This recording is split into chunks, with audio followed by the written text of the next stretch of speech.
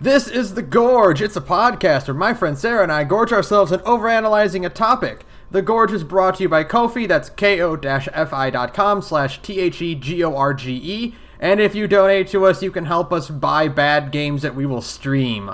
Eventually. Sarah, what are we talking about today? Today it's Indie Week, and we're talking about Katana Zero for the Nintendo Switch and PCs. A game that I promise I will not compare to Devil May Cry too much. I mean, any like action game nowadays with swords is a lot like Devil May Cry now. Like, the comparison is kind of difficult to not make. It's like at this point, yeah, it's so just like you're like, oh, okay. Plus, I mean, you know, it's a stylish action game with swords, and swords are a very big, important part of it. So, you know what? It's probably going to happen a couple times. We're all making peace with it now. And, yeah, so if I bring it up a few times, cool, because I love Katana Zero. Holy shit. This is a great game, and I love that this feels like such a Devolver Digital game. Oh god, is it not just like the essence of Devolver Digital boiled down into like its purest form? It's like, take a sort of grim, dark humor, over-violent protagonist in a retro style sprite style with a killer soundtrack. Yep, and you die really easily and just as easily reload. Yeah, make it very hard, but also quick to start over. Mm-hmm. And, yeah, you got yourself a Devolver Digital game. That is pure Devolver right there, and you know what? It hasn't gotten tired yet. I really, really like every second of Katana Zero. Not every second. There's a few seconds of Katana Zero where I'm like, oh, come on. But it's fine for the most part. Yeah, this game is just like we played this game just chilling around in the hotel at night during MomoCon a few months ago, and you were like, you really need to play this, and I was like, I don't know if it has enough for like an episode. And then I borrowed my brother's Switch for Fire Emblem, and to kill time I was like, oh, I'll play Katana Zero, and then I didn't put it down. I was like, I'll just kind of like you know, mess with it every now and then, just kind of do a couple screens and then do something else. And then I could not put it down. Like, dude, it's so addicting. They've nailed this perfect level of gameplay loop. Like, yes. Just that level of like, it's what happens if you try to make I Want to Be the Guy or Super Meat Boy, but where you can actually attack people. Yes. So you've got to kind of do your run flawlessly from start to finish, but it's so fucking fast that you don't even care how many times you die. No, it's great. I died hundreds of times. I mean, easily hundreds of times, probably. And now, to be fair, no, technically you are never failing in this game. Because that's the cool part. It's all planning, and boy, does that not make you feel like a big man, right? You feel like a big old badass, because it's just there's one sequence at the end where the elevator sequence where they chain together all of your planning, so you can watch a whole long uninterrupted take of violence. And when it's like that, when it's just your successful runs, you're like, oh, I'm unstoppable. Okay. Right. Okay. The way the game is set up, in that there are so many little things in just the setup of each level that it's those little tweaks are just they spread out this level of coolness throughout the entire game. I remember the first thing I saw that made me be like, oh, this is a good game, is that the soundtrack is the Dragon's MP3 player. Yes. Yeah, he actually, before the beginning of every level, he will start his music, and then when big plot things happen, he'll take his headphones out. It's like, oh, okay. That's such a cool little bit of not only setting, putting the music in the story, but it's also a really great character quirk that you would never expect. here's this stoic, silent, like, samurai type guy, but he's got an MP3 player and he listens to techno music while he performs his assassinations. While he does big murders, he's listening to cool music, and it's like, yeah, okay, that tracks. It's so cool. The game is just kind of is built from the ground up to, even when you're failing, you're feeling cool because, like, you can just start right back over again, and there's all kinds of tools at your disposal to make things go more easily. You have a dodge roll that makes you invincible to everything, and you have the time slow, and this is actually something Yahtzee brought up in his review of it. I listened to his review today just to kind of like hear what other people had to say. And it's right. It's something I didn't even think about until I was done with it. But usually when you have a game that has time slow, like the first thing that pops into my head is Horizon Zero Dawn, because like when you're aiming, you're slowing down time to make aiming easier. Mm-hmm. It does it in Zelda too. It feels kind of like the game is giving you a mulligan. You know, it's kind of it's giving you some help basically. And I think I used the word mulligan wrong there. It's okay. The game is giving you some help, and so you're like, oh, I'm like having my hand held, okay. And you know, it's the trade-off to let you do cool things, because the human reaction time is very, very small. But in Katana Zero, it's like, yeah, it's to help you react to things quickly, but also you can watch the replay and see what that looks like not slowed down, and it looks like so cool that you're just like, oh, I did that. I'm awesome. It's like what happens in Super Hot. Yeah. Where you when the level's done, you see what it looked like in real time, and it's like, oh, it's so fucking cool. Oh, I'm cool. I'm cool. And just the simple fact that like every stage is technically like the only run that actually counts is the one where you succeed. Yeah. And that every other failure is not a failure. It's the dragon going, no, that won't work. It's a possible future, but a future that obviously he decides not to take, which is just the coolest thing. It's just so then you can see it all kind of like played out, and all of your failures are just you planning out your route. You didn't really fail until you only succeeded. You never really failed. It's a good way to kind of make people feel powerful, which is definitely kind of what this game is about. And I mean, it's the old Hotline Miami, do you like to do violence kind of thing going on. I don't necessarily know how deep the theming runs in this game, but that's fine. It's really more like just a psychotic rampage of definitely got, like, I guess if you could sum up its message, it's that war is hell and it fucks you up. Yeah, don't do drugs, kids. Yeah, I mean, the Cro-Mag War is the Vietnam War. It's the Vietnam War. Yeah, it is. It is extremely coded to just be that. This game is it's so entrenched in 80s cyberpunk that it's like, yeah, this is the Vietnam War. Yeah, of course, because that was a thing that people were still thinking of in 1980s movies. It's just a futuristic version of Vietnam where the people doing civilian massacres are super soldiers trained from a very young age to slow down time and just slaughter people. The uniforms are pretty interesting too. It's a callback to Meiji, I think, era Japanese uniforms. You see it on Raido Kuzunoha in the old SMT games. Looks like his outfit a lot.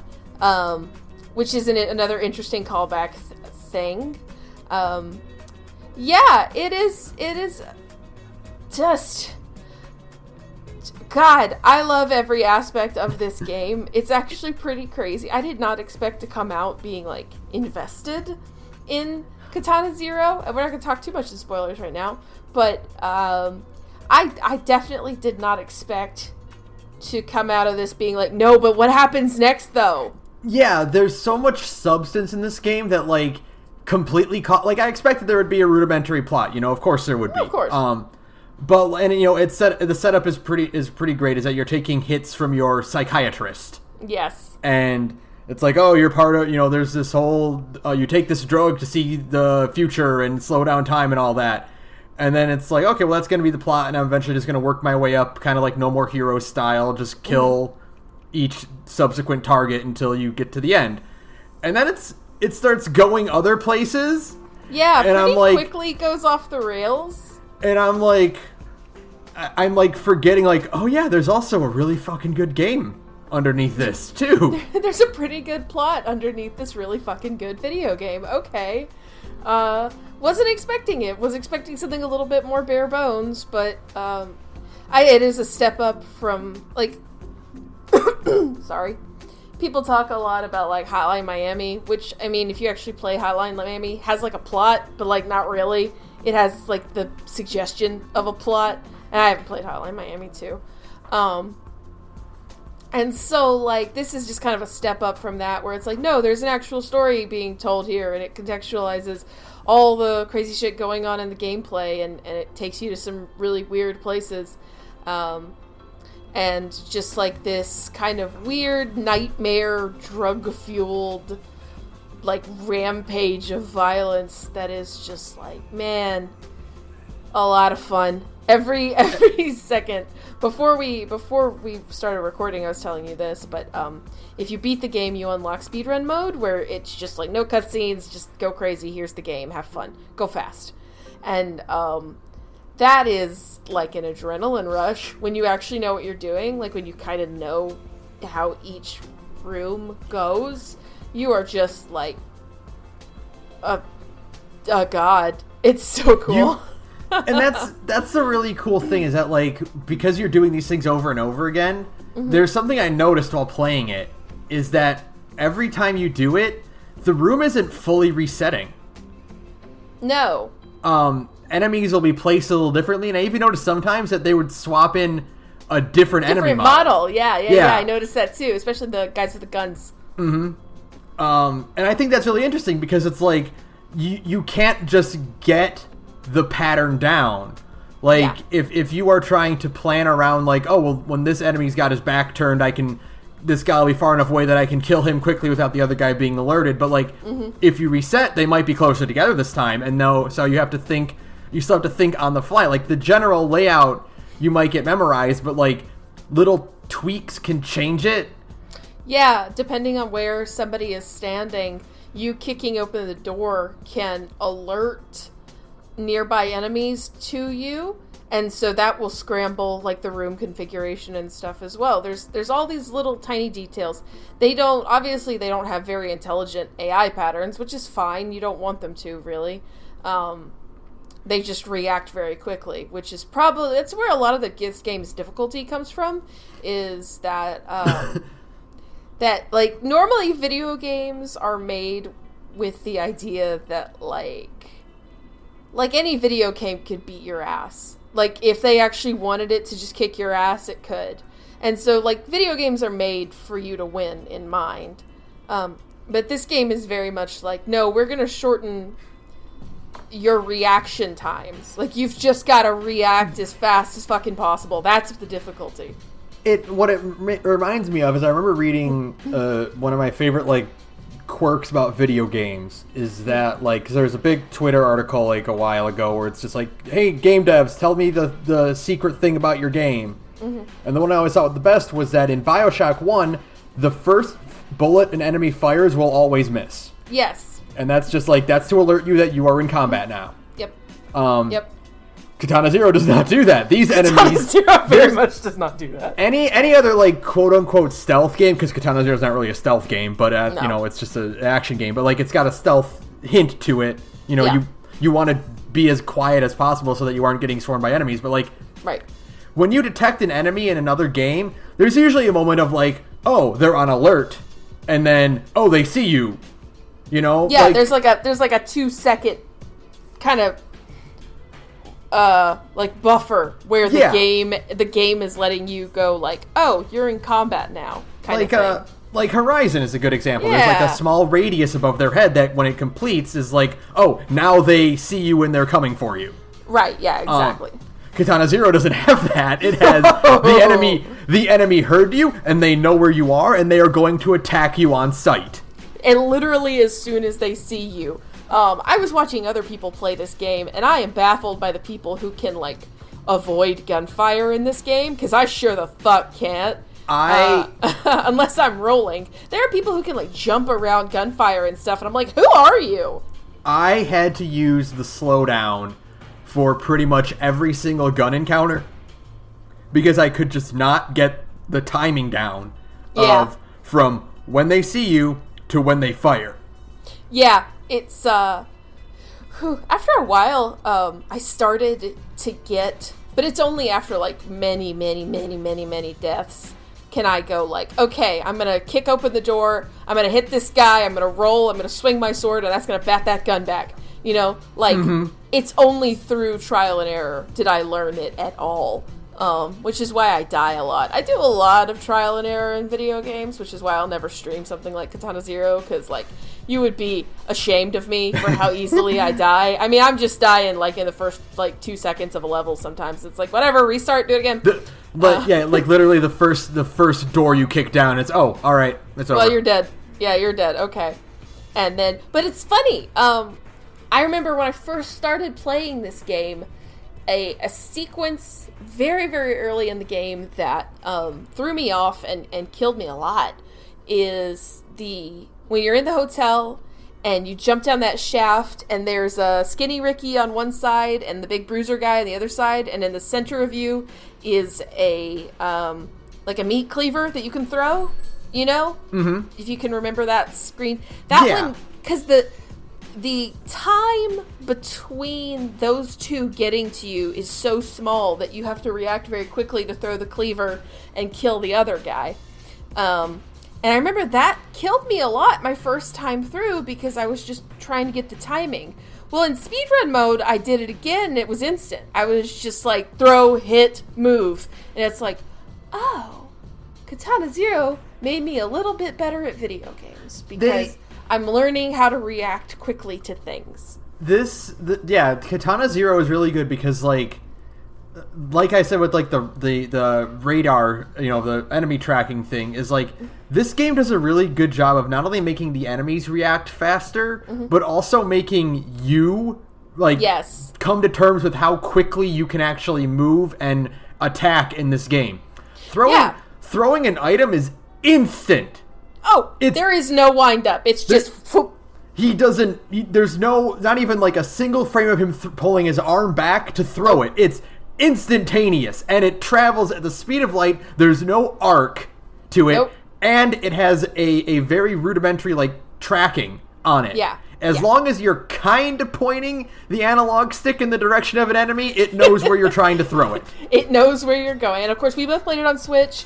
On PC, it has a reticle. It has, like a little target that you can actually use your mouse to control it. So I'm sure it's a little bit... They're obviously giving you this one on Switch because it is harder, which is fine. This game is already hard enough as it is. My God. Excuse me. But yeah, no, it is... You realize how quickly the dragon can do things. You're just like, oh, okay, I get it. I am fast as lightning. Cool. They don't want you to think of... how do I put this? They don't want you to think about your movement before you put it into play. Yeah. They want you to be able to just go on the fly and be able to react to what you're seeing as it happens. Because in any other, like I guess I can compare this to Horizon, because that's, like, the one I keep thinking of. But, like, Horizon stealth system is, okay, you camp in the bush, and you kind of think about everyone's layout, and you're like, okay, that guy first, I can down him, and no one saw that.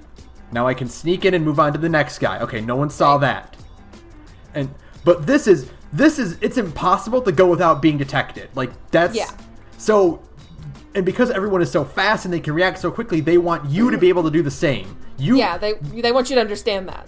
And so that's why they give you these things, like, your sword has no wind up. Throwing weapons have no wind up or delay, or there's no need to be spot on with your aim. because they want you to be able to press the button fast enough. Yeah, that's it.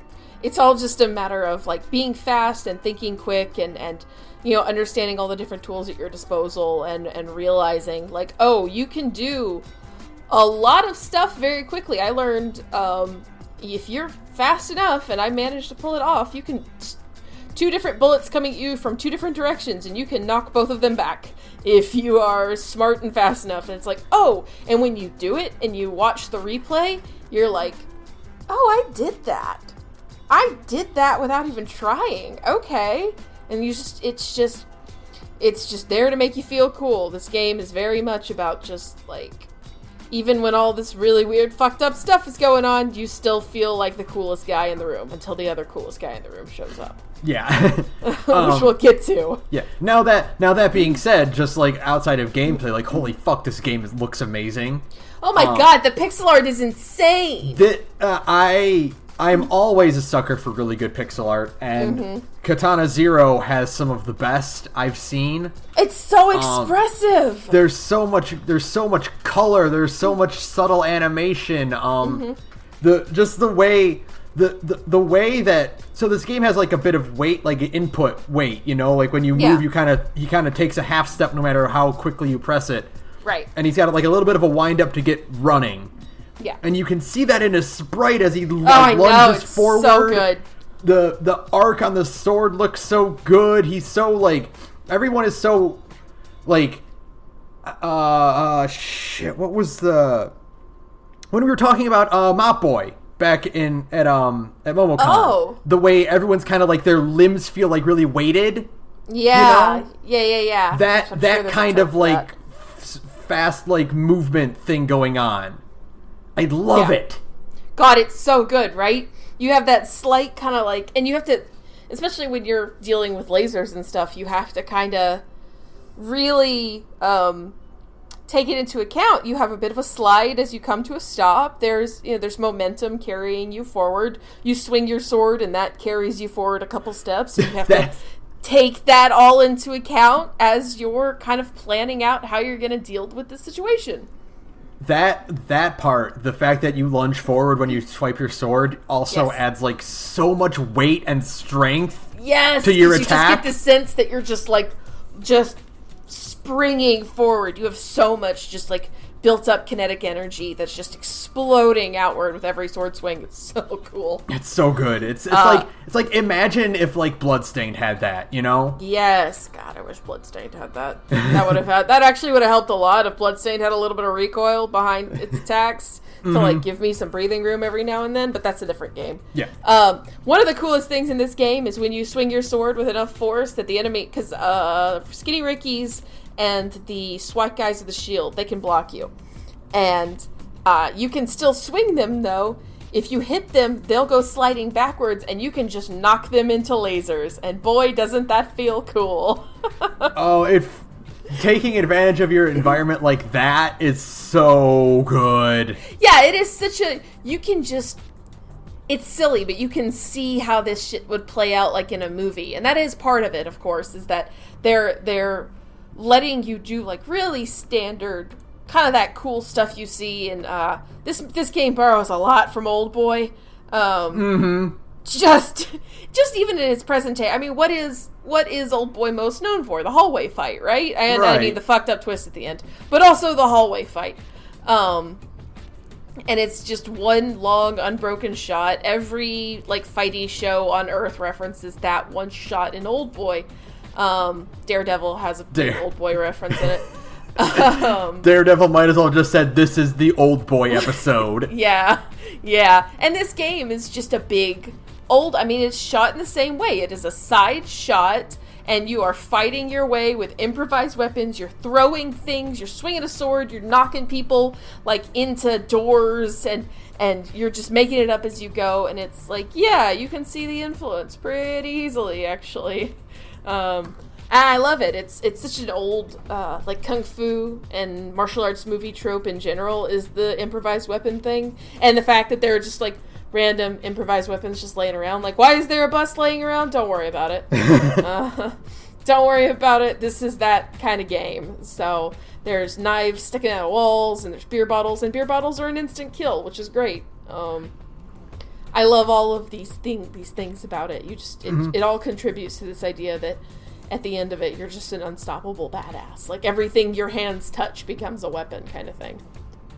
It's so, like, that's so cool. It makes you feel like that much, like, okay, so this is a cool thing. It's not really spoilers, but, like, it's, one of the things I read about this game is that the dragon's ability to do that, to, like, be, like, an unstoppable badass, and to throw, like, lamps and vases and beer bottles hard enough to kill a man, that's not the drug. He can just do that. No, that's just him. Yeah, because the other one can't do that. Yeah. Which is pretty cool. It's that's just like I love stuff like that in like media like that, you know, like when a character is just like, oh, here's the power set that the characters have, and then here's this other character who is just strong enough to keep up. he's just a real strong guy who also happens to have precognition via drugs. That's it. He's got the powers the other characters have too, but he's also just very, very strong. I always fucking go back to the one of the best things about Bleach is Zangetsu, and his Bankai is, I'll use both hands now. I'll just hold the sword with both hands now. Yeah, no, it's great. God, can we talk about this is kind of towing spoiler territory, but not quite. The boss fights. I wish there were more boss fights. It's bullshit that there aren't more boss fights in this game, because every boss fight in this game is my favorite boss fight in this game. Okay, so when you're doing a thing where you only have one hit and you restart the fight in every, you restart the round, like the room every time you die. It's like, how the fuck do you do a boss fight? You can't just give the boss a health meter. No. Because that's not fair, Like, you can't just, you can't just Mega Man it. Here's the boss in the room, and you fight and and dodge his attacks and get in there. You can't, because if you get far enough and you die, it sucks. So they have to find a way to balance, to give you a sturdier opponent, but not make it frustrating. Yeah. So these boss fights are some of my favorite kind of boss fights, which is fast and short. These fights take, they're longer than your average fight, which is over in a second, but these are they're still only a minute or two, tops, and that rules. It's a testament to this game when you get to a boss and it's like, oh shit, I have to hit them 4 times. Yeah.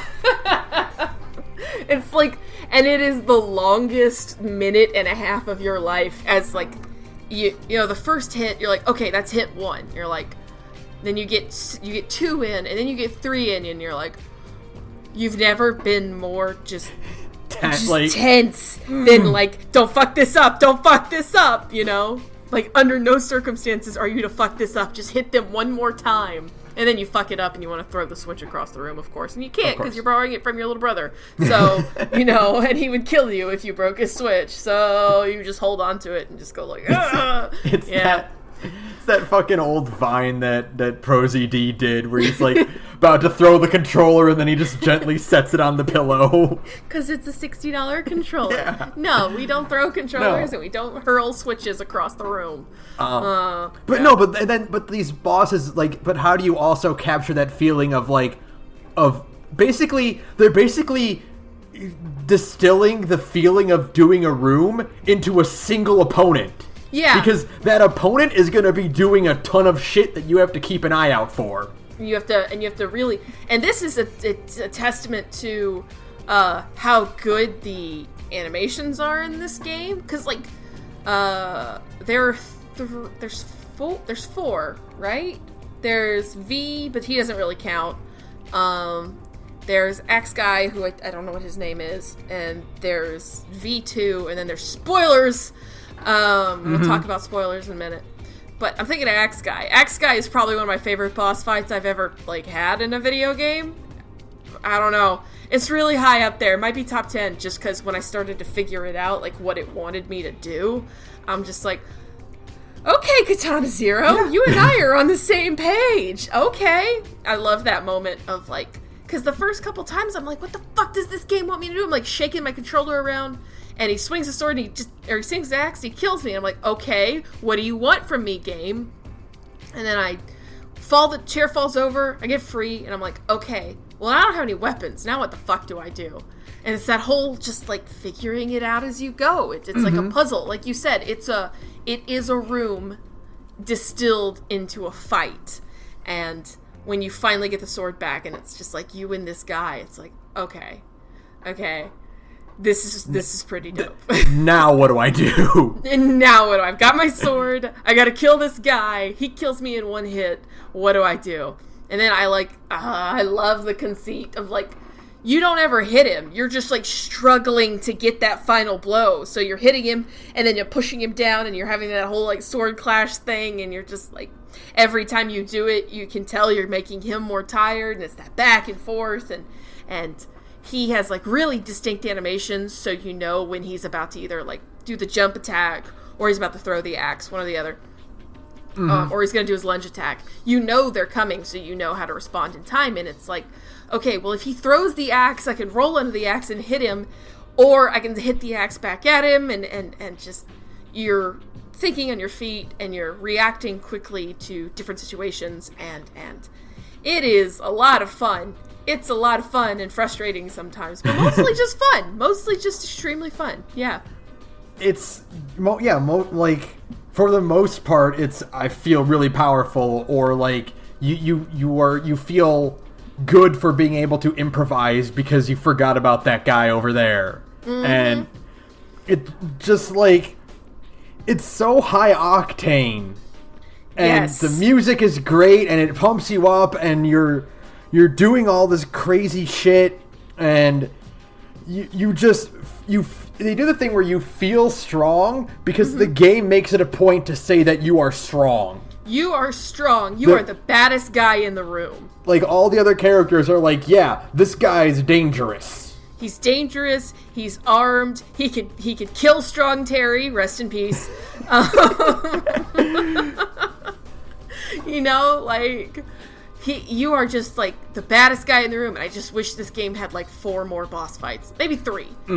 Give us like a boss mode. It's just like, here's a bunch of enemies that you have to figure out. Fucking Mega Man style. Just pick from like a circle of 8, and then you just go to their boss room right away.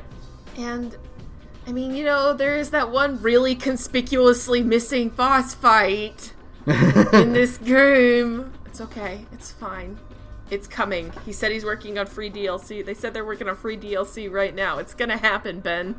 It's gonna happen. It's gonna be great. It's gonna be the coolest shit on the planet. It's gonna be so good.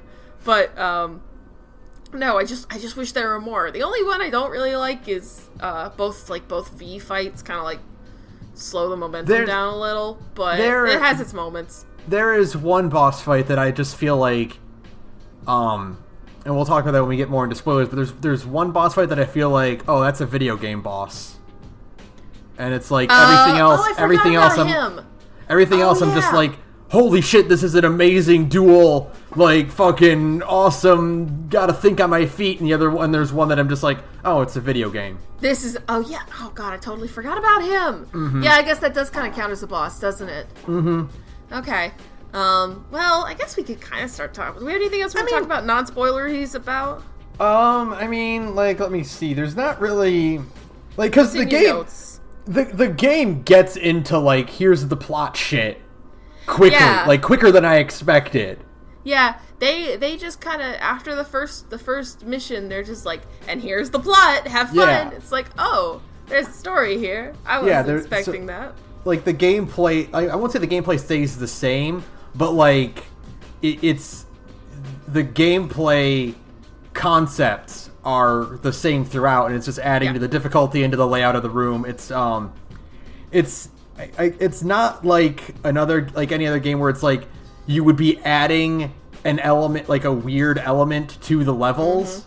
Like, it's just the layout changes, and it just gets harder to think on your feet, and you're not doing the thing where like, oh, here's this level's unique enemy, you know? Yeah, I think by Chinatown is level 5, I think. It's 5 or 6, I think.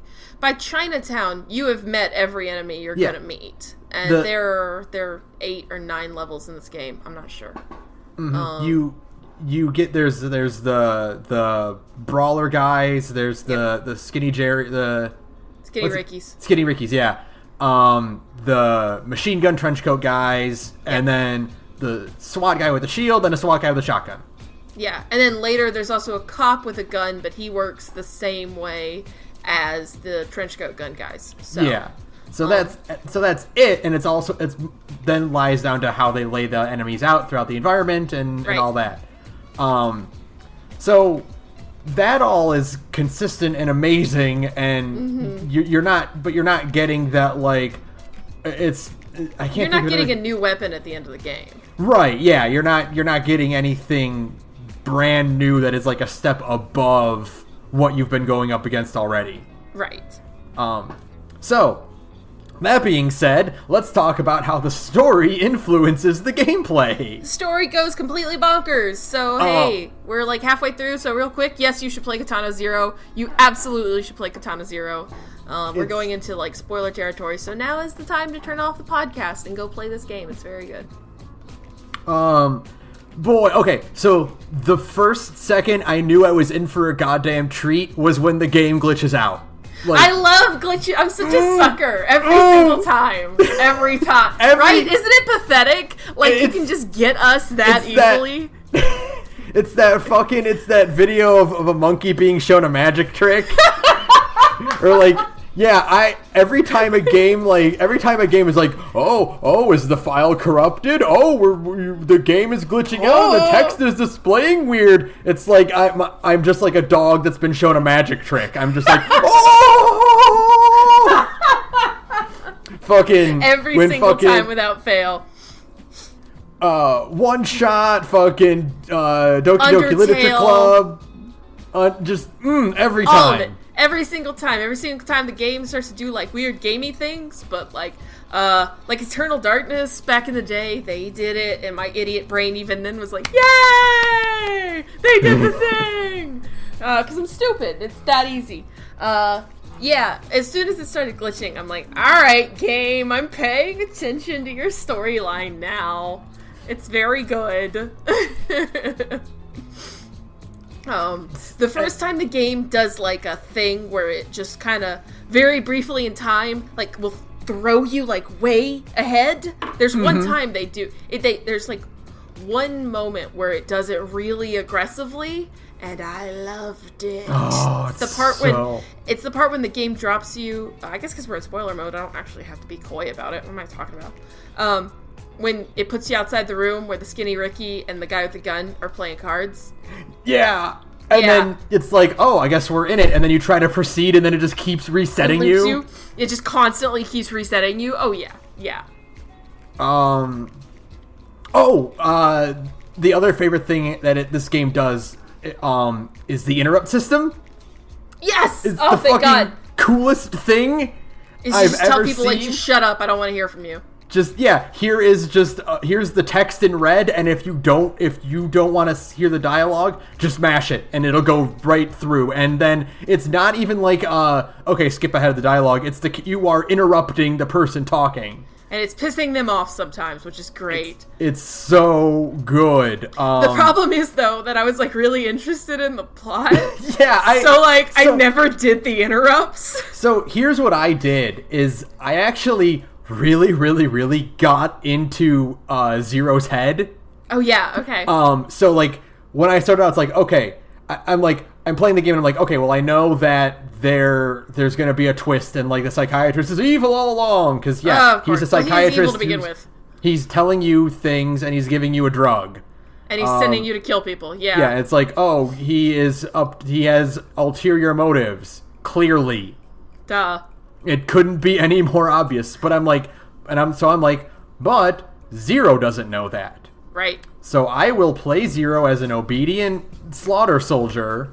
Yes. Until things start to go awry, and then I'm gonna start interrupting maybe a little more, or if he's kind of frazzled, I'll play that up, and I'll pick my dialogue options like that, and it became really easy for me to do that. Yeah, of course, because you're kind of, as the story goes along, you're really kind of there along with him. At first, you're, like, willing to listen, because you're like, yeah, I want to know what's going on. But then sometimes, especially when you're dealing with the psychiatrist who, fuck that guy, like, there are points when you're like, I am legitimately tired of hearing your, like, gaslighting bullshit. There is, one, it's right after the highway one, I think. Yes. Where he's already pissed off at you because you fucking left a pile of bodies in the highway and a crashed out fucking helicopter. Right. But you know that there's a bunch of other soldiers like you, and V was up to some shit, and so when he's pissed off at you, and that's when I started using it, like, right away. It's like, interrupt, no, tell me what's going on. I know there's something going on. Give me answers. Right. And then when he agrees to give you me answers, I stopped interrupting him. Yeah, of course, because now it's like, you're answering my questions. Good, thank you. That's all I wanted. Right. And it's just like, holy shit, that's character, baby. That's some good character, baby. That's how you do it. That's how you develop a story, and you make the player care about the characters, is you put them in their shoes, and it's like, yeah, how would you react to this situation? You want to react like this? Oh, yeah. Yeah, if you want to react like this, well, you can do it, because, the choice is yours. If you've got this, like, dipshit psychiatrist who doesn't realize that the most dangerous man... I mean...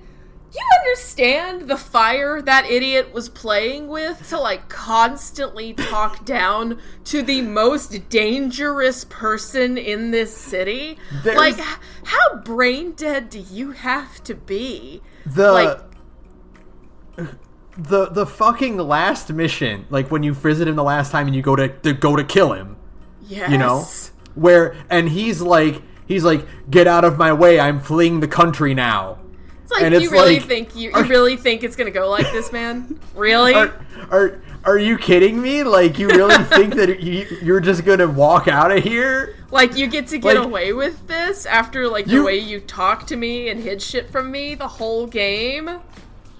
You fucking deck him, and he has the audacity to get indignant at you. Yeah. like you think the fact that we're speaking now is a courtesy. There is...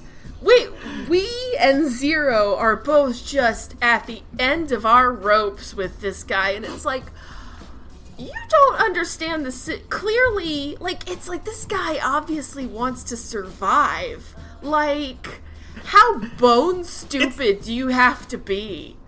He gets to this, like, he takes this tone with you. He's like, you've ruined everything. I can't believe you. Like, you did it on accident. Like, he's willing to blame it on incompetence rather than, like, oh no, it's the reckoning, and the guy we've been manipulating is actually coming to finish us off. He's like, no, Zero's just bumbling around and screwing up constantly, and I can't believe he would let us down like this.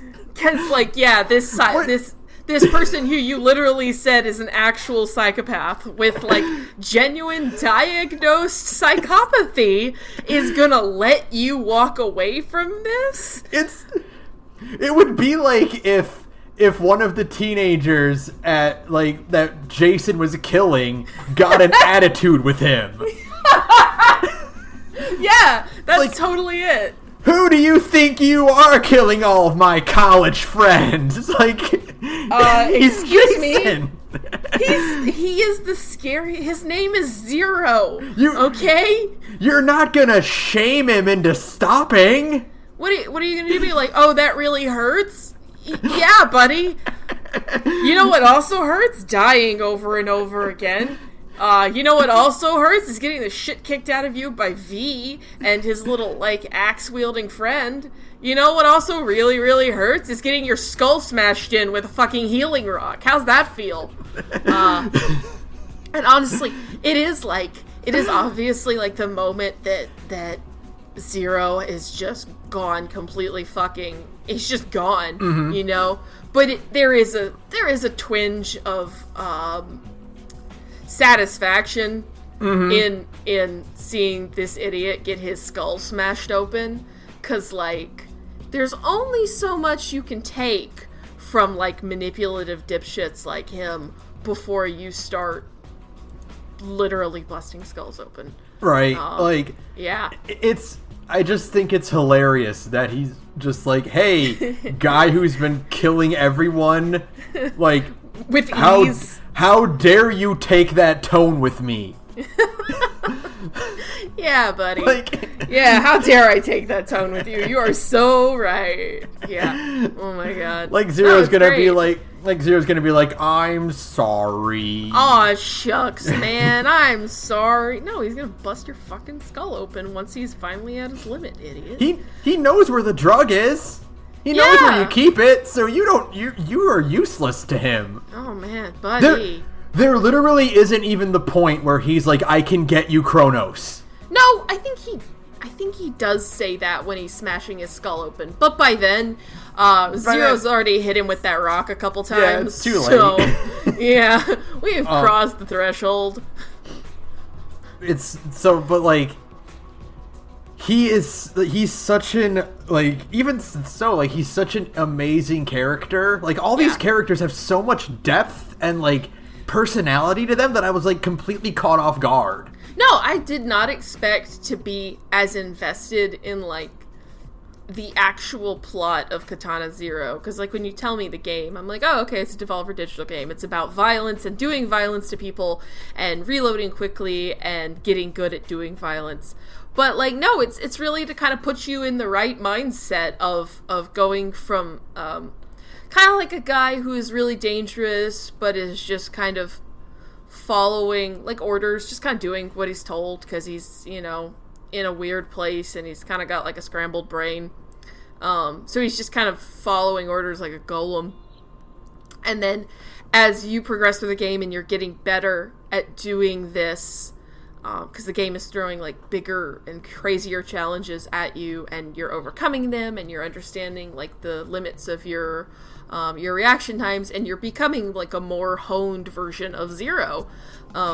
As that progresses, the story is also progressing to, like, going from Zero as somebody who is just doing what he's told and keeping his head down, to Zero as somebody who is, like, he is out to figure this out for himself, and he's very, like, single-minded, just, like, do some murder and figure out what's going on, you know? Mm-hmm.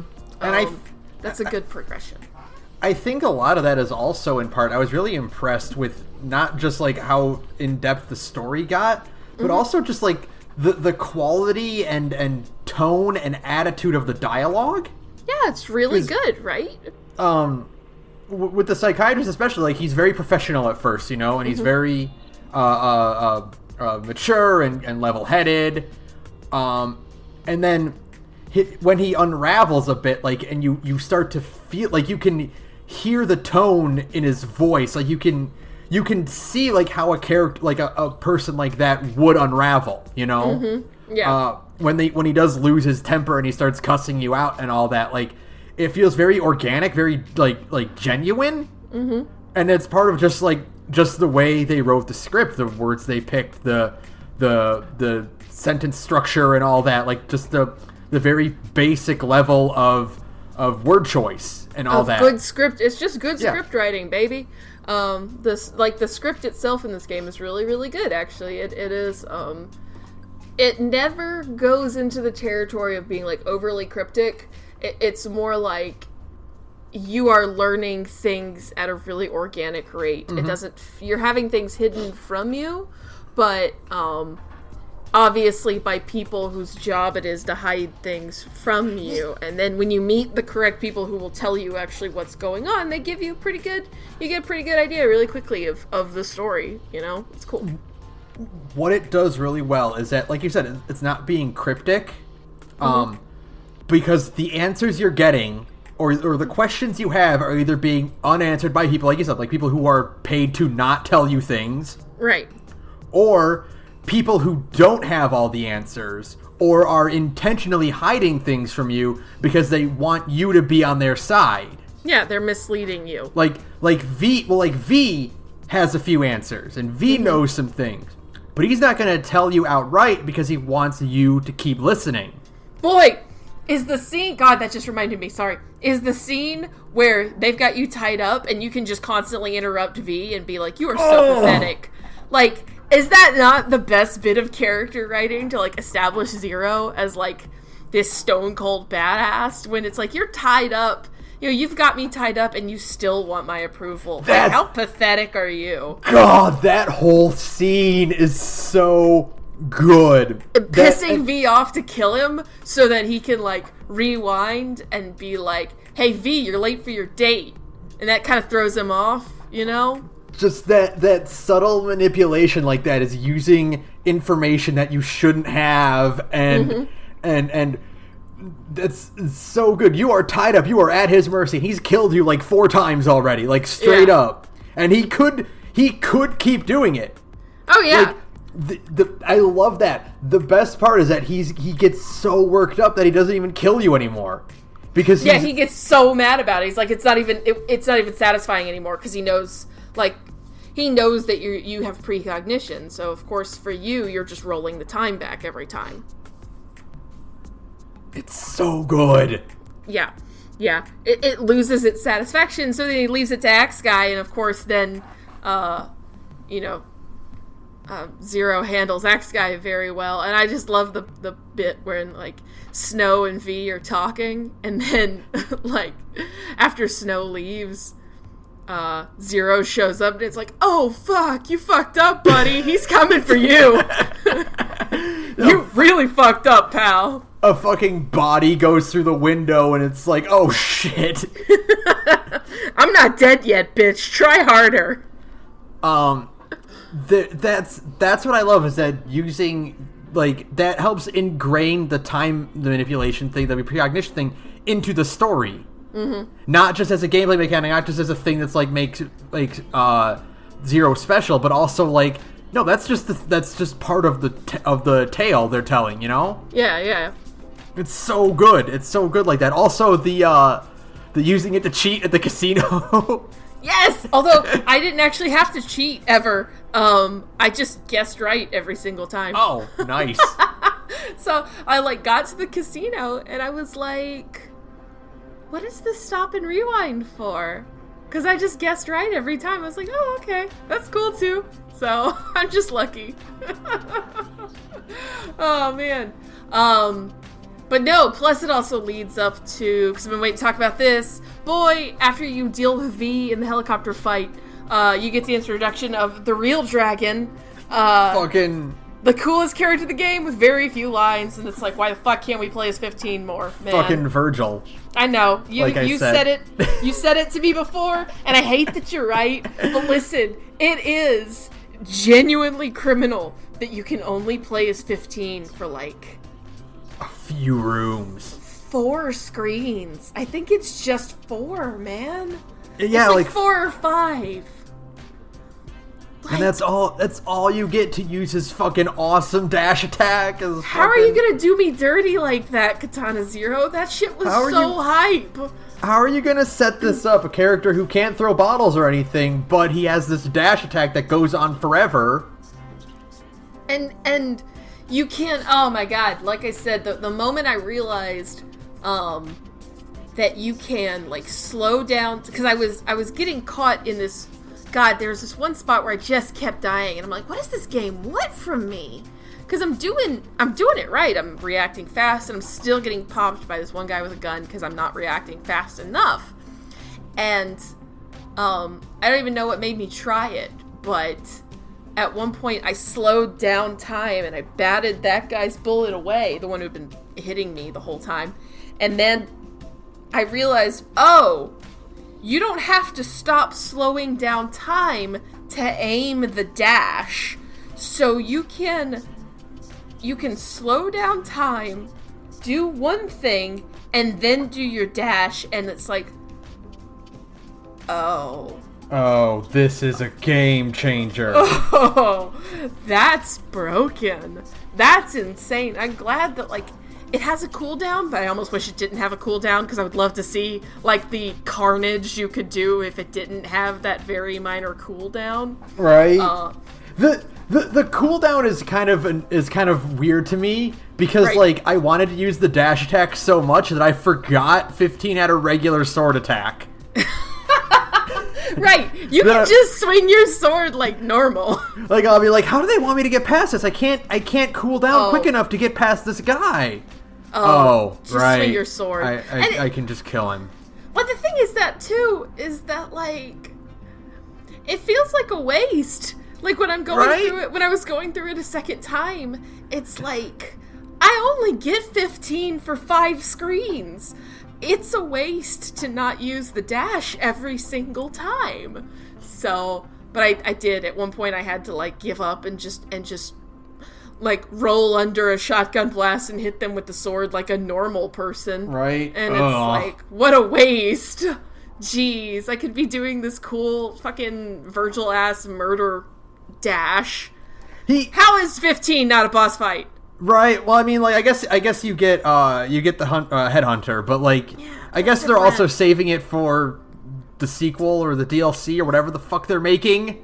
God, I need some news. I need some news about the follow-up to this game. I want more. I really just want. I want the free LC to just be 15. You know. I want the 15 fight, and I want to see more of Snow too. Yeah. Oh man, I want to fight Snow. And see how that goes, because I was so caught up in the story that I forgot about Snow after V was dead. I just completely forgot about her until the end of the game, and it's like, oh right, there's a ninja in this game. Yeah. Oh yeah, there's someone else that also has the same thing. Okay. All right. I think it's her who says like that first hint that like, oh, there's more going on with 0 and 15, right? Where she's like, you're the dragon. And then she says she says something about like the quality of his sword, like your sword is dull. Yeah. And it's like, oh god, what? What? And then you meet the actual dragon, and it's like, oh, I get it. This fucking guy who fucking slices off V's arms, and then later on you're brought back to the room where you're tied up, and V is armless, and you have a little conversation, and it's like, holy fuck. Oh, fuck. Yeah, there's so much weird stuff going on in this game that I really love. Like, comedy and tragedy popping up out of nowhere and being like, here, let us do this deal with the devil. And it's like, oh, okay, sure. I wasn't expecting... There was a lot going on in this story already. And then they showed up and it's like, oh, okay, there's even more. God, they are exactly what I'm talking about when it's like the quality of the dialogue in this game, because their fucking lines are so well written. Yes, yeah. To have it be extremely, it's tragedy that's verbose, and comedy is very like common vernacular, and I love it. Crass and crass, rude, and profanity laden, and then the other one is just very eloquent Shakespearean, forsooth and all that. And it's like they have such a great dynamic and like back and forth, Mm-hmm. And then there's the little girl. The girl who is like, and okay, so you know what? Before that, I just want to say, like, I fucking love any game where the majority of the cast doesn't actually have a name.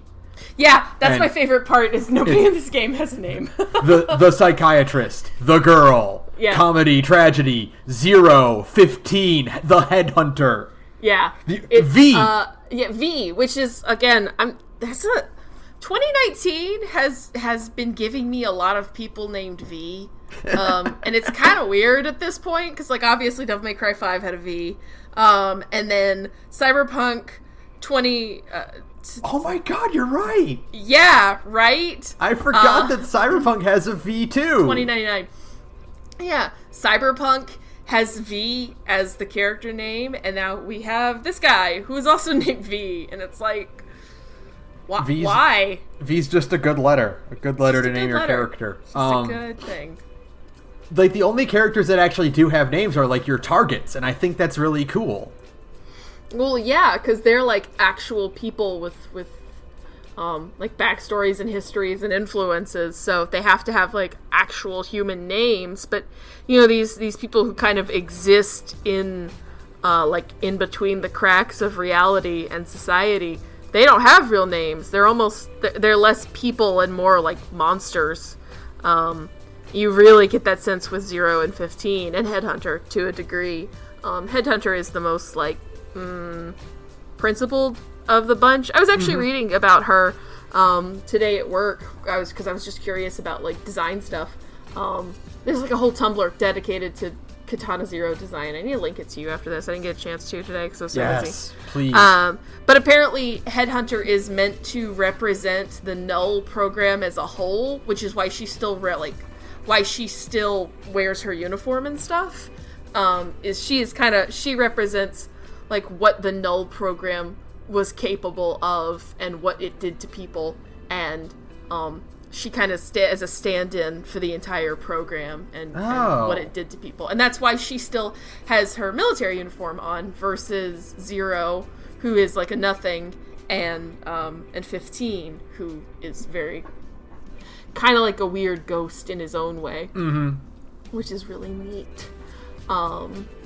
Yeah, I like that a lot. There's a lot of just like weird kind of strangeness going on in this game. A lot of cool design stuff. 15 almost had green hair for a while, which is really, yeah. He had a very big green. I noticed that when I was like looking at the stuff about Headhunter. It's cool. So yeah, just little stuff like that. There's all kinds of. Obviously, a game with as incredible art as this one having. This game is just made out of amazing art. So of course the design decisions that got us to this is, I think that's like some of the most interesting stuff. Is just like the thought process into making these characters look the way they do, because they're all really distinct. I mean, like everybody looks different. I think what's really interesting, and I kind of realized this today, is there are no character portraits in this game. No, I there's think not. That's like I think that's really interesting, because like that means there's no like official like close-up detailed art of the characters in the game, except for Snow.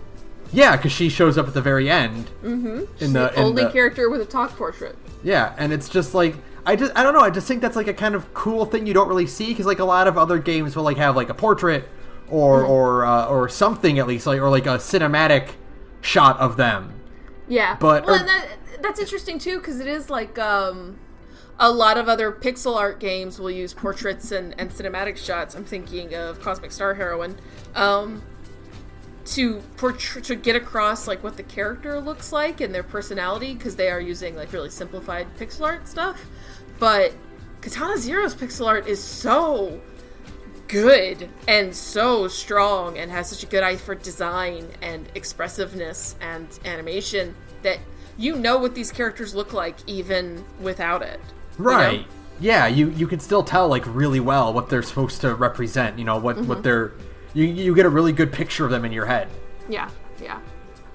I just think that's really interesting, is that they do that kind of stuff. And then you also get a really good look at like what kind of character 0 is based on like I don't know what when you first started playing him, like I was projecting Samurai Jack a lot. Like very like the first one was like very noble but still like a brutal fighter, you know, like very dignified, but like he is not afraid to kill, he's not afraid to do what it takes to win, you know? Right. He won't hold, like, he's not gonna play dirty, but he won't hold back. Yeah. And then you get to his apartment and he doesn't even have a bed and his fridge is completely bare and he just sleeps on his couch with the TV on. Yeah, and he just drinks herbal tea to sleep. While some like drug addicts party next door. The poor part. I was actually really bummed. It was a really disorienting thing, and it's such a good. Again, it's the genius of the script in the game is really good. To be like, hey, you have a tape. No, little girl, you can't watch this tape. It's probably fucked up. And you go in and you watch it, and yeah, it's fucked up. And then it cuts away from the tape, and you finally realize for the first time that you're sitting in You're sitting in your apartment and there's no music.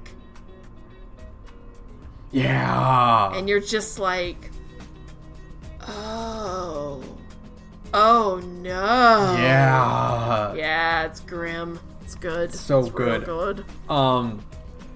So I gotta ask just to know, were you nice to the receptionist? Well, no, I was. The first time I ever played this game, I was not nice to the receptionist because I was playing it with you watching, and I was just like rude to the receptionist. I'm like, let's just get this on with. I want to play the game. So no, I was not nice to the receptionist the first time. The second time, I was nice to the receptionist because I wanted to see what would happen. It's surprisingly cute, and again, it's like, wow, this dialogue's really well written. Yeah, it's very charming. You just get the sense of just goofy nerd girl. She's a very endearing character, and then like, yeah, if you are nice to her and you go back and when you return from there, she'll vouch for you. Yeah, it's just no, he's just a cosplayer. That's really cool. And then she shows up later on. Yeah. I did not know that if you are rude to her and she calls the cops on you, they take her out. It's like, oh no! They kill her and she's replaced with like an old man. Like, 'cause she shows up in the last mission too. As there, it's just a generic old man, and you just smash through and you're rude to him and you walk past. Man, that's a shame. But if you're nice to her, you can get caught up in a fake card game with her. No way! I didn't know that. I didn't get that one. I got to where, she tricked me with a fake anime. Oh really? She tries to quiz you on an anime that she watched, and you kind of make it up as you go. And then she's like, I fooled you. I know that's not a real show. And I got you. And then, like, she actually will ask you out, and you can actually say yes. What? Yeah. I didn't get to that one. Oh, man. Zero. Leave this life of crime. Go date this weeb girl. You'll probably have a happier life. Find the little girl, take the receptionist, get the fuck out of the city. Yeah. Okay, so here's the question, Ben. Mm-hmm. Yes. Is the little girl real or not? I want to believe she's real because I want to believe that she and she and Zero can get out of here. Yeah, I want to believe she's real too, but I also don't think she's real. I don't think the little girl is real. I think I'm like, the scene with them on the rooftop is too heartrending for it to be a hallucination. That's true, also the little kid, the little kid in the flashback who we all thought was Baby Zero and is not Baby Zero. He is holding one of the toys that the little girl is playing with. Right, but it's like, and the evidence is showing that like she's a hallucination because again, also the landlady is like, no, there were no children in this building. I would know. Yeah, there's no children in all of the 3rd district, is what they said. And it's like, but I want to believe because that scene was so good. It was good. It was very sweet. Just that bit where she's like, I want to see all of it, and he's like, no, because we're going to be leaving. Yeah. It's one of the few times that you don't really have any choice over what Zero says. Like, Zero says that without any prompting from the player. There's a few like really key moments when the player like has no say in what Zero is doing. The absolute best one, the best moment of when the game does take away control from you is kill the child. Oh yeah! Oh man! Like, so intense! You want to talk about like a character that's like this brutal psychopath who will kill anyone in his way, but he will absolutely not harm a child, and you cannot make him do it. You can't make him do it. He's already, he's done it too much, and he's traumatized. He never killed kids. The wall of kill the child, and no matter how many times you press it, he will not do it, and he will walk away from the family in the vault. Oh, it's so good. After everything, and he's just like, no, I'm done. I'm not gonna do it. I'm gonna go back. He's gonna go back to his apartment. He's gonna get the girl, and they're gonna leave, and then the girl is gone, and then the game ends. How the fuck dare you? The game ends, and it's like, to be continued, and it's like, to be continued my ass. No, now. No, to be continued right now. This is a joke, right? Yeah. Like, if I sit through all these credits, it'll be like, to be continued? Yes or no? And then you hit yes, because the game can't possibly be that cruel, right? No, That move of like to be Dick continued move. is a dick move, but also is like fucking confidence because like, oh yeah, we're gonna get enough money to make a sequel. Don't worry. Well, it sold 100,000 copies in its first week. So I mean, they did, but it's also just like, oh yeah, we got this. We know you know you're gonna want more. The audacity. Now where's my free LC, you bastards? You promised it. Yeah, give it. I need it. I need answers. I need fucking. I haven't been blueballed by a game since fucking not Stories, the sequel. Omen Sight, which we still need to finish. We need to go back and do Omen Sight. I know we need to go. Maybe when the DLC for this game comes out, we'll do both. Unless it ends up being like really huge, and we'll end up talking about Katana Zero again for like another hour and a half. Because I mean, like I can see that happening. Mm-hmm. But and it's not even a thing of like, oh no, the story's just getting good now. No, the story's been good for a very long time. That's the problem. I want to see how it resolves. I want to know what happens next. Let me play as 15. People, I've seen a lot of complaints about like, I can't believe they just ended it now. I can't believe they ended it the way they did. And it's like, this isn't the end, guys. There's more coming. This isn't like, oh, this game had a very sudden, abrupt ending that I didn't like. Because it's not over. It's not over. There's still more coming. Don't worry. You're gonna get the rest of it. He said he's working on it. I checked their Twitter today. Right? Like, the resolution is coming. It's just not here yet. Just wait. You gotta be patient. They're just... It's just like I mean, and it is kind of interesting because it is being presented as a series of tapes. Mm-hmm. And so this is like a movie. It is very obviously played up as like a movie or a TV show where it's like, no, you gotta wait for the season finale, man. Or you gotta wait for the next season. I don't know which one it's gonna be. I hope it's another just like, this game could probably be beaten in like 3 to 4 hours. Mm-hmm. The first time through. The second time through, you can just burn through it. But the first time through, you beat the game in about 3 to 4 hours, and I'm hoping the DLC is like 2 hours of extra content. I'm really hoping for 2 to 3 hours of extra story and gameplay content, because seriously, give me like the whole mission of 15. Right, like give me 3-4.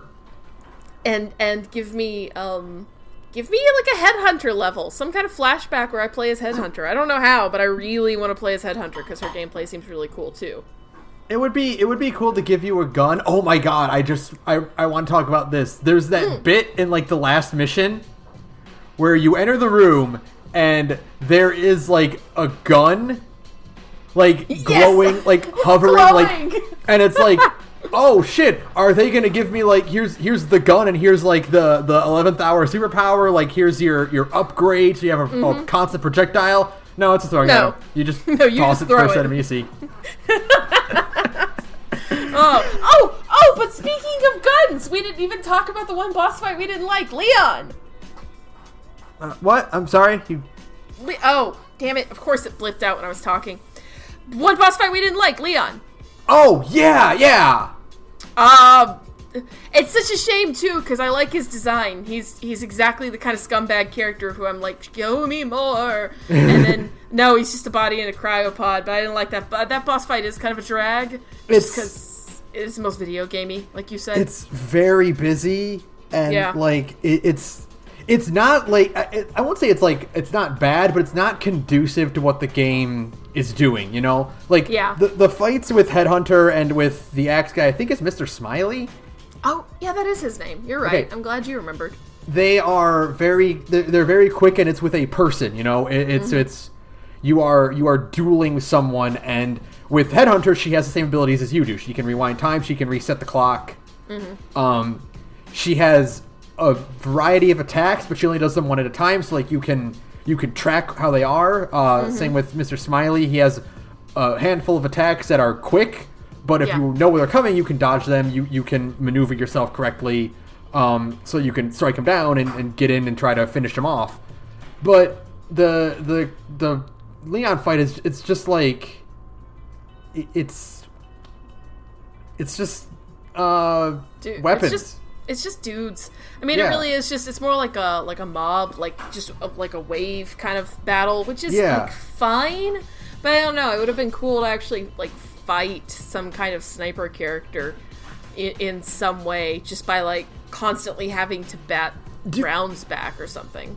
The thing, like the part where in the regular level where like occasionally the reticle will appear over you and you have to move out of the way, is good because that's like an extra element of danger while you're trying to do your normal mission, you know? Yeah, of course. But like just giving us a wave of enemies, is like no. It is kind of a drag because like the rest. I mean, you know, like. The conversations and stuff with Leon are really interesting. That's where you're getting most of your plot dump. You know, I think Leon has a neat design. It was, you know, again, dialogue rating is really strong. And then the twist at the end with the whole, he's just been in cryosleep and you let him out and now he's dead. So now there's really no way to make any more Chronos. So you are basically fucked.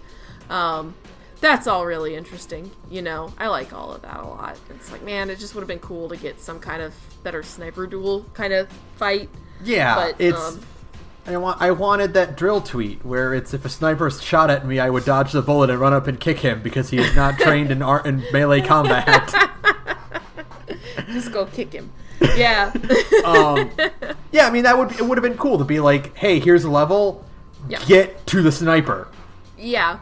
And then have it turn out, it's a robot. It's not actually Leon. He's still in a cryopod. Yeah, like have him take shots at you, and it's like get closer to him while he's aiming at you. You know. Yeah. But yeah, the other boss fight I was thinking of that is just kind of lackluster. We didn't mention it because you probably forgot about it. But the helicopter fight. Helicopter fight's just boring. It's just slow. It's a video too slow. game. There are targets on the ground. Stay out of the way. Yeah. And just and I don't like it because it's definitely you have to just wait for V to come by. I don't like any boss fight that makes me wait. You know, like just let me get in. I don't like having to wait on a motorcycle for like the machine gun or for V to come by so I can hit them that way. It's like no, just give me like a real fight. You know, so. But it's fine. It is kind of, in a way, it is almost like a breather level. It's a weird thing to say that the motorcycle is the breather level, but it really is. It's so easy. Oh my god. Yeah.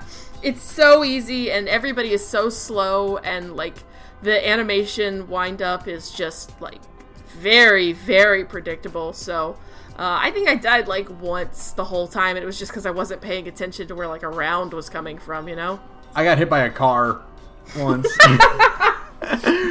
That's actually really suiting. Because it's like, oh yeah, you're this unstoppable badass, but you still got hit by a car.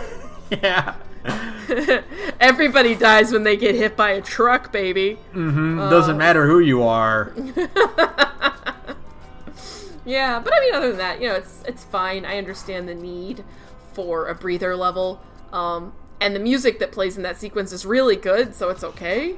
And again, the pixel art is beautiful. That kind of sunset city, you're listening to some cool music, and you're fighting dudes on a motorcycle. It's kind of cool. It's fine. You know? It's fine. It's great. It's fine. But man, the rest of the boss fights in the game rule. V1 is, excuse me. I thought I had my phone on silent, but I didn't. Don't mind me. V1 you just lose, right? Like, it's just kind of like a... yeah, I think so, yeah. I think there's no way to really, like, win that fight. Yeah. Because I got a few hits in, and, I will say, the one thing that annoys me, and I guess it is part of this whole, like, economy of mistakes thing that we hear about in video games a lot, is, anything that knocks me to the ground instantly infuriates me. Like... the SWAT guys with the shield. Sometimes the gun guys can knock you to the ground, and V can knock you to the ground. And every single time I'm like, this is bullshit, it takes way too long for me to get up, and by then I've already been shot. You know? Getting knocked down is basically a death sentence. Like it's a death sentence. You're not gonna be able to retaliate. Yeah, I mean, like, you have a very teeny tiny window to get up and roll away, but I've only ever recovered from it like a couple of times. It's like that's really just like a nitpick. It's not really a problem with the game. It's just like it annoys me, and it makes me again want to throw my borrowed Switch across the room, which I don't do that. But otherwise, yeah, there's This game is just so tightly designed. Every, like, aspect of it is just, like, polished. That's what this game is. It's just polished, you know?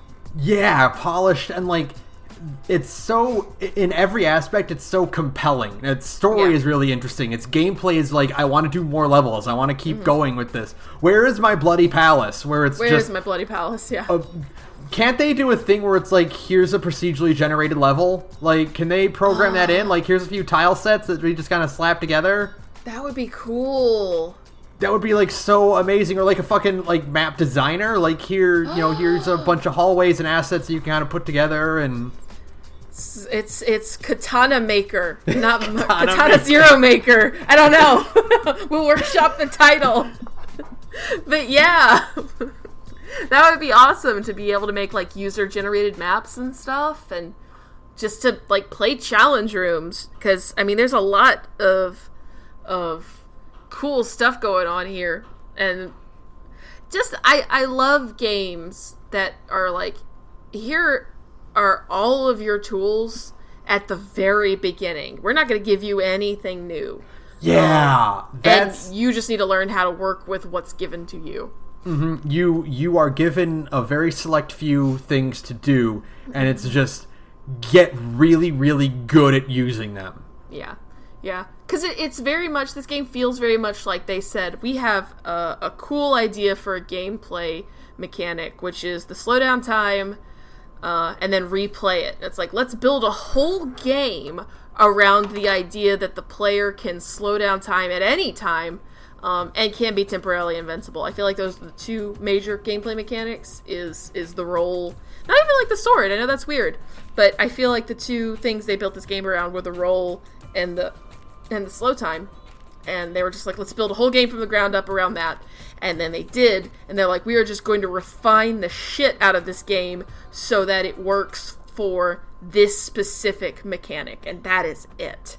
And I love it. That's just such a degree of just, like, it's a very simple, small game. It's really short, but it is so refined, you know? Mm-hmm. I think that this game is, what makes this game exceptional is that, like, this is like a speedrunner's dream. And it has a built-in speedrun mode. It does, and then, but it's like, this, what I mean, like, not only just like, oh, this game would be really cool to watch the speedrun of, but it's like, the what you're practicing with to get good with is not uncovering combos or new abilities. It's just being way more efficient with each map. Yeah. You know? Yeah. Like, memorizing the layout and knowing where to go and figuring out what the most optimal path to go on is. Yeah. It's a definite economy of movement kind of game where it's just, you are trying to plan out the shortest way from A to B and just to go as quickly as possible. And I think that's really neat. I really want to watch, like, sit down, and I know there was actually one just like 2 days ago. There was a speed run at some event, and I want to track it down and watch it, because, like, the Katana Zero devs had a tweet about it, and it's like, oh, I really want to watch that. It was so recent. I would like to see what that looks like. I want to see what the world record run looks like. To see how fast you can go in this game, because, like, yeah, Katana Zero is good. I didn't expect to be able to talk about it for an hour and a half, and frankly, I could probably talk about it more. There is one thing. I don't know if you got it. I didn't get it, but I saw it. There's a bonus boss fight with the psychiatrist. Really? If you are always rude to him constantly, eventually he gets so pissed off that he doses himself with a bunch of T-virus stuff. What? And he fucking turns into, like, a giant, like, Resident Evil monster, like, grotesque, like, tentacles and eyeballs and stuff. Oh my god! And it looks a lot like, it reminds me a lot of Flowey. Okay. The Flowey fight where he turns into, like, a big weird, like, plant monster. It's a lot like that, and it's like, that's it's awesome. This super hard bonus fight, and then it's I watched a video of it, and it's just like, holy shit, what the fuck? It's one of those things where, like, it's nothing like any other boss fight in the game. Right. it's like a puzzle like platformer boss fight almost. Huh. And it's just like so cool. Is it like really, I guess, like really chaotic with lots of stuff being thrown at you constantly? Yeah, lots of projectiles and like attacks coming at you constantly. It's like dodge them and get out of the way, you know, bullet hell type stuff. Oh man, that sounds awesome. Okay. Yeah, it's so cool. Like you should check out a video of it or something, or you can try it yourself. But it's just like, oh yeah, cool. They added that. Little neat things. It's just like more. I want more of this game. I would really enjoy more of this game. I want to see. I gotta know what happens. I did not expect to be able to say that at the end of this game, but like, no, I gotta know what happens next, man. That ending twist at the last thing where it's like, no, the little boy was not Zero. Oh like, man! That got me. Like, I was blindsided by that one. I was so sure that it was gonna be like, this is his tragic backstory. No, he made some other kid's tragic backstory. Just the bit where he, like, they walk in and he takes off the hat and he's got the ponytail and you're just like, what the fuck? Okay. And then it shows him in 15 and it's like, why don't you? Yeah. What the fuck is going on? There's like a lot of little scenes that I loved too. I loved going to the video store with the little girl. Oh my god! And yes. That's another bit of like really great character where it's just like, oh yeah, the clerk has stuff on hold for you. He special ordered a bunch of old samurai movies for you. Like, and also the fact that he's like, no, little girl, we're watching samurai movies. And she's just like, oh my god, he's dead! Can we rent a cartoon? And he's like, next time. And then you have this little girl being horribly traumatized by like violent, gory samurai movies. It's like, no, Zero, that's not how you take care of a baby. What are you gonna do when you run off with this kid? Oh, the bit where she helps you, or you help her find a toy. Yes. Find the other toy, and like Zero like does a little voice for it, and then she's like, you know they're toys, right? They're not real.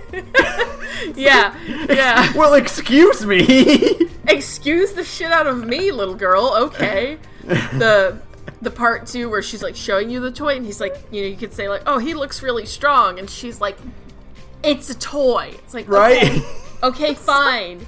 Excuse me. I won't be nice then. Whatever, kids. There's the bit where she makes you the soup out of protein paste and fish heads, and then if you say like, it's pretty good, she's like, really? I hated it. I kept constantly trying to be nice to this kid. Yeah, so it was just always setting me up, and I was always falling for the bait like Lucy in the football, man. You try to be nice and treat her with kid gloves, and it's like, oh no, you're a dumbass. No. So I guess really, you know, it's fine that she had to watch the horrible samurai movie. It's like, right. You know what? You can deal with this. You can watch the samurai movie. There's the bit where after the highway thing, where I don't know if it's after the highway, but it's after one mission where he's like, because of the game, like you can't control it, but like, you know, you fuck up a lot. It's after the Chinatown scene. Yeah. Where he's like, you killed a bunch of cops. Go the fuck home. And then cut to a bar. Oh, right. Oh, man. Yeah, and the thing is, too, I thought this game was really setting up to be like, oh, no, well, Zero didn't fight in the war. He made that up. It's all, like, fake. No, he straight up fought in the war. He was just a baby fighting in the war. The effects of Kronos means that he doesn't age. Yeah. So, yeah, when he's like, oh yeah, I fought in the war, and he's like, they're like, you're 20. Yeah, you have a baby face.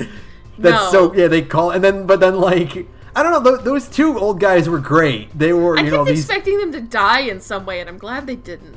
Right? Like, I kept expecting, like, glitch cut to everyone in the bar is dead. Right, same here. I was just like, oh, here it comes. I know how these games go. Nope. But no, it's just these two old vets, and they're talking about how, you know, they didn't get the honor they wanted, the respect they wanted when they came back, and they got fucked up from the war, and they buy you a few rounds, and then when you get blackout drunk, they pay your tab and they let you go, and it's just like a really nice moment. It's like, oh, okay. And it's even, I like that I was expecting, like, when Zero shows the medal, I was like, oh god, this is going to end in a fight, and it's going to end in everybody in this bar being fucking dead. And, like, no, they're like, they still don't believe him, but they're like, hey, you're the only person who's been willing to talk to us about this, like, since we came back. So, like, yeah, sure, we don't think you fought in the war, but we'll talk to you and be nice to you. It's like, oh, okay, that works. Yeah, just a lot of really interesting stuff like that. Just whole, like, a lot of just the weirdness of this game is fun. I love all these moments of, like, talking to Armless V or Zero hallucinating that he's the homeless guy on the street, and Comedy and Tragedy are mocking him. All of those little moments. So, do you know what plays out? Like, if you say, like, when Comedy and Tragedy are like, hey, now is the time to choose life or death, do you just, you just straight up die? Do you just straight up die in that sequence? Game over. Yeah, it just goes game over. Not standard game over. Okay, yeah. Wasn't sure. I did it just to know, like, I was like, I know progress will happen, it'll have to happen when I say life, but I'm like, I just want to see. Yeah, right, of course. Want to see what happens. What else? So much. Oh, the bit where you are walking through the cathedral, and there's just that whole narration about how, like, about the war and, like, I totally forgot about that. It's looping too. That's the best part. If you pay attention to the mirror, the windows in the background, it's just a loop. You're just stuck in a loop. It's so good. It's so good. And they're just talking about, like, yeah, we expected to go in and fight for freedom, and, they ended up with us torching villages and killing women and children and all that, and it's all just like a nightmare. And, yeah. Oh, man. There's, like, this game is, like, it's dense. That's the really, like, surprising thing, is how dense with plot it actually is. Because I just did not expect, like, these big, long... And, I really enjoyed them. It wasn't that I disliked them at all. I thought it was like, oh, this is actually a pretty good breath of fresh air. To have these, like, very dense sequences of just story happening. And just, like, you gotta sit and understand the context of all of this violence that you gotta do, man. And it was, like, from start to finish, it was really interesting. And I did not expect it to be over that quickly. I think that was the worst part. The worst part was that, like, Headhunter doesn't feel like a final boss. She feels like the boss before the final boss. You're right. Yeah. You are totally right about that. She doesn't have the challenge of a final boss. Right, yeah. Her fight is still hard, but it's really more of a timing fight than anything else. It's kind of what you learned with Mr. Smiley, just taken to the nth degree, where, like, the cost of fucking up is higher. Right. But it still doesn't feel like a final boss, especially because, like, you don't really know Headhunter as well. Maybe it's just because you don't play as her, so, because you really don't know 15 either. But you do get, like, a little brief second where you're in 15's head, and you get to actually see the fight. So it felt a little more detached, and so part of it was that I didn't realize I was walking into the final boss, and so when I was done with it last night, I was playing it, I was like, I can't sleep. I'll play a little bit of Katana Zero before I go to bed. And then I beat the game, and I'm, like, laying there in bed staring at my ceiling like, what have I done? I shouldn't have done that. Because I stayed up all night just thinking about this game and just, like, letting my thoughts churn. And, yeah, it's really good. There is one bit where I'm like, I kind of, like, they didn't go there, but I thought they would have, and I would have liked it if they did. After you kill Headhunter, and you go to the psychiatrist's office, he says, I can't get a hold of my daughter. Yeah. And it's like, everyone had the same idea, which was Headhunter is the psychiatrist's daughter. Oh, yeah.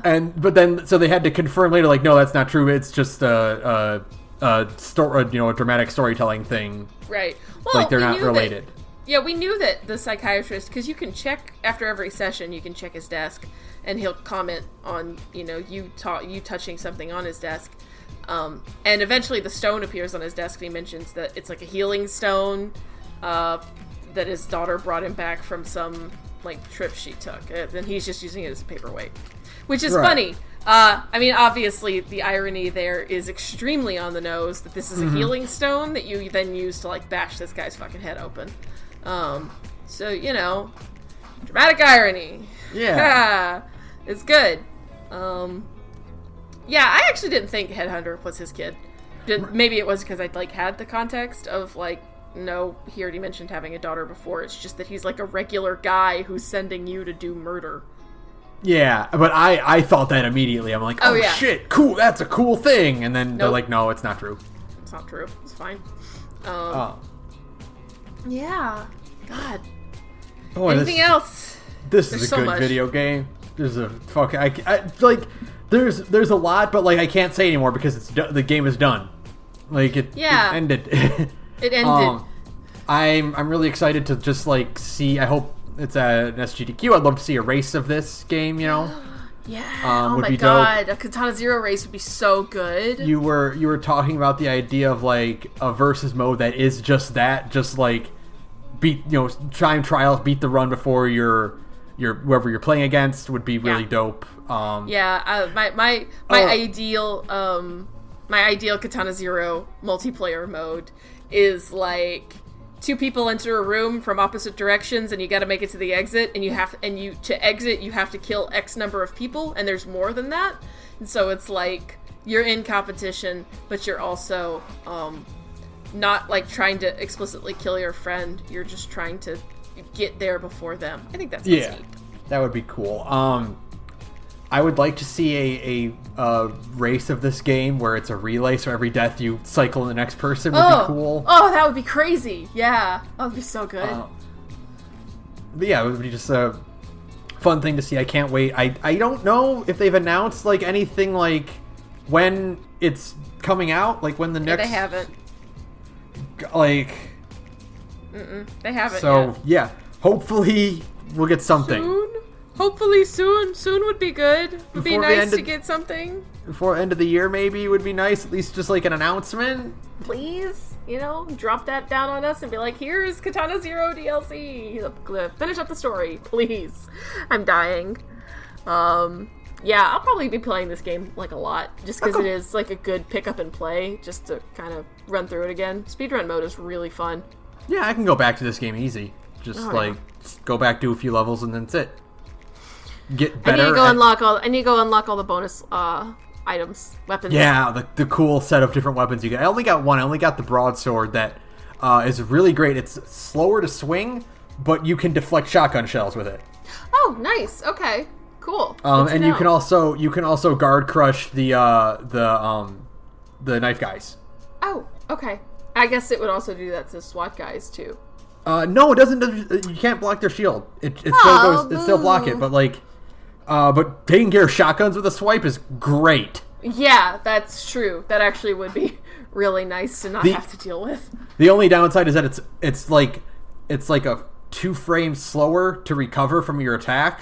Oh. And that can get costly during some battles. Yeah, I would guess so. Because you're so used to the speed of swinging, like, your default sword. Oh, yeah, that would be interesting. Mm-hmm. I know one of the weapons, I was looking it up, I know one of the weapons is a shorter sword that swings faster, and you can use it to stay airborne because you're swinging so fast. I think that sounds neat. Oh, that sounds good. Yeah, it sounds really neat, so I'd like to try that. I think it comes at some kind of cost, but I don't know what. But yeah, Katana Zero, man. Katana Zero, it's a good video game. It's a good, fun video game, and I want more of it. I want more of it. It's so good. Cannot possibly recommend Katana Zero enough. Yeah. This month has been great so far. This and Bloodstained are both games that are just, like, that just ramp up in quality the more you play them. Yeah. Oh, man. I always joke, I'm like, man, indie 2D games. But now I'm like, okay, indie 2D games are still pretty dope. It's been a really good year for video games.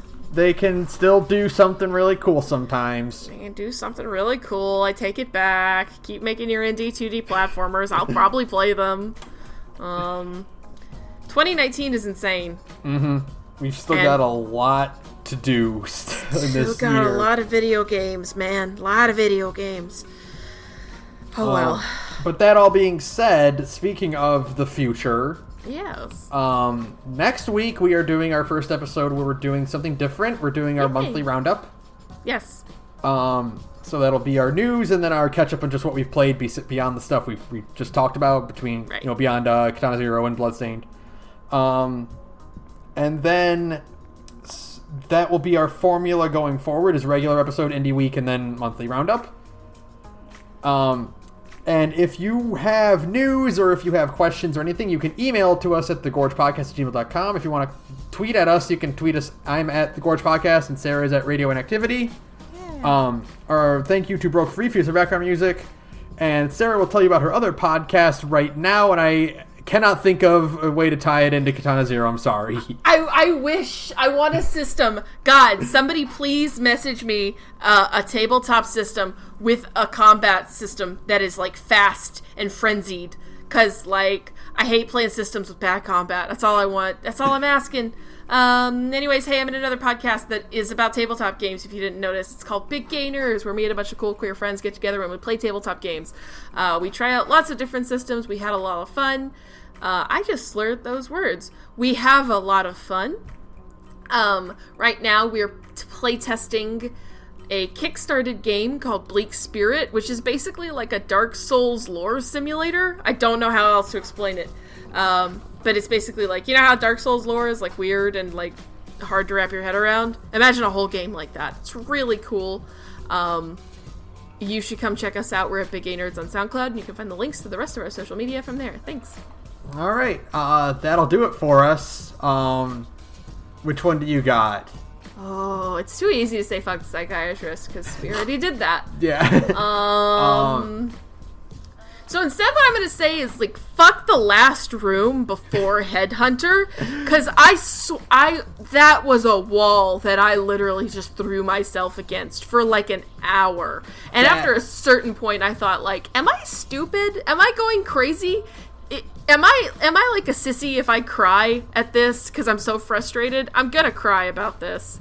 Yeah. That one did get frustrating. That one got really, really frustrating because it's like, you think you're making progress and you think you've got a good layout going, and then something happens, and then there's just one enemy that snuck up on you because they heard an explosion somewhere, and it's just like, fuck, do it over.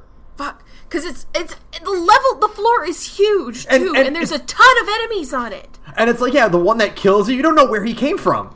I have no idea how to predict where you people are coming from. It's all, like, random. What do you want from me? So I'm, like, having a great run. I'm, like, dodging attacks, killing people, just making my way through. And I'm like, oh, yeah, I'm doing this. I'm, like, looking around. I'm like, I think I got everybody, but where's the go? And then I turn around and bam, dead. It's like, do it again. And then, of course, when you die, it obviously will sometimes just, like, throw your whole groove off. And so you'll spend... Mm-hmm. You'll spend, like, 7 more attempts trying to get back into that same headspace of, like, it's all flowing real natural. And then, of course, like, insult to injury, you finish that floor, and it's, like, the most graceless run of all of them. You're doing a lot of scampering around, and you're watching the replay, and it's like you missed that attack, but he somehow missed you, so you try again, and you're hopping around and you don't look stalling cool for at time. All. It's like, no, I wanted to be cool. I'm gonna redo it. Good night, so, everyone. Fuck that room. Good night, floor. everyone.